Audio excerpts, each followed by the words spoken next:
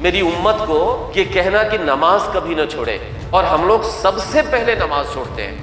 ہم چاہے جتنا کام کر لیں، چاہے جتنا ترقی یافتہ بن لیں، لیکن اگر ہم نماز کے پابند نہیں ہیں، ہم نماز نہیں پڑھتے ہیں، تو پھر ایسی ترقی کسی کام کی نہیں۔ ہم آپ ادھر نماز کے لیے وضو کرتے رہتے، ادھر پیڑوں پہ چڑیا چہچہانا شروع کر دیتی ہے۔ وہ تو نہیں سوچتی رہتی وہ جانور ہے؟ یعنی ہم لوگ کیا ہے، جانور سے بھی بدتر ہو گئے ہیں کیا؟ آپ جانتے ہو نبی کریم صلی اللہ علیہ وسلم جب پردہ کرنے لگے، جب آپ کی وفات ہوئی، تو نبی کریم صلی اللہ علیہ وسلم نے اپنی امت کے لیے کیا کہا؟ سب سے زیادہ آخری وقت میں نبی کریم صلی اللہ علیہ وسلم اپنے آخری مرحلے میں، جب ان کی بالکل موت قریب آ گئی، جان نکالنے کے لیے جب فرشتہ ان کے سامنے آ گیا، تو نبی کریم صلی اللہ علیہ وسلم نے آخری بات کیا کہی تھی اپنی امت کو؟ سب سے زور دے کے آخری مرحلے میں نبی کریم صلی اللہ علیہ وسلم نے سب سے زیادہ زور دے کے صرف ایک بات کہی تھی، سب سے زیادہ زور دے کے ایک بات کہی تھی، وہ یہ کہی تھی کہ نماز کبھی مت چھوڑنا۔ کیا کہی تھی؟ نماز کی پابندی کرنا، نماز کبھی مت چھوڑنا۔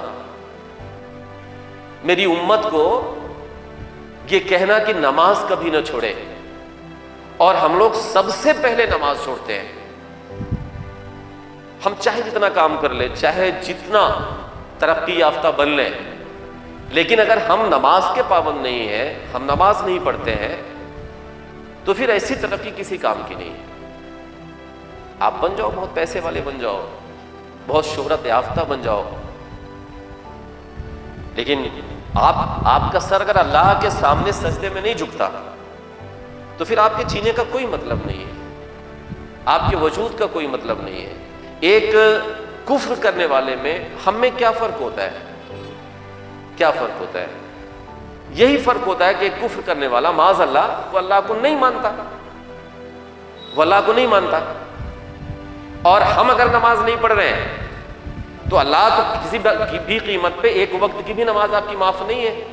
اگر ہم اگر بستر پہ بھی ہم پڑ جا رہے ہیں، ہمارے اندر اٹھنے کی بھی قوت طاقت نہیں ہے، تب بھی آپ کی نماز معاف نہیں، تب بھی آپ کو یہ حکم ہے کہ آپ لیٹے لیٹے نماز پڑھیے، آپ اٹھ بیٹھ نہیں سکتے تو۔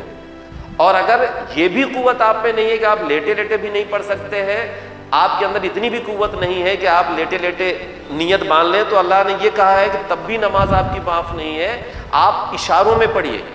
جس نماز کے لیے اتنی سختی سے حکم ہو ہم کو آپ کو، اس نماز کو ہم لوگ ایسے چھوڑ دے رہے ہیں۔ چڑیا صبح کب آپ کو دکھتی ہیں؟ جیسے اذان کا وقت ہوتا ہے، صبح کا وقت ہوتا ہے، صادق کا وقت ہوتا ہے، چڑیا بولنا شروع کر دیتی ہے۔ کبھی ہم آپ گاؤں میں رہتے ہیں، ہم آپ دیکھیں ہمارے آس پاس جو پیڑ ہوں، ہم آپ ادھر نماز کے لیے وضو کرتے رہتے، ادھر پیڑوں پہ چڑیا چہچہانا شروع کر دیتی ہے، کرتی ہیں نا؟ وہ تو نہیں سوچتی رہتی وہ جانور ہے؟ یعنی ہم لوگ کیا ہے، جانور سے بھی بدتر ہو گئے ہیں کیا؟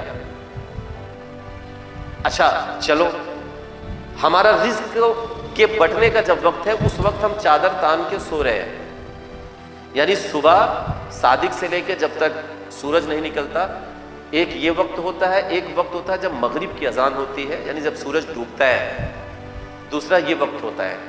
ان دو وقتوں میں اگر آپ سو رہے ہو تو آپ یہ سمجھ لیجیے کہ آپ اللہ سے بغاوت کر رہے ہو۔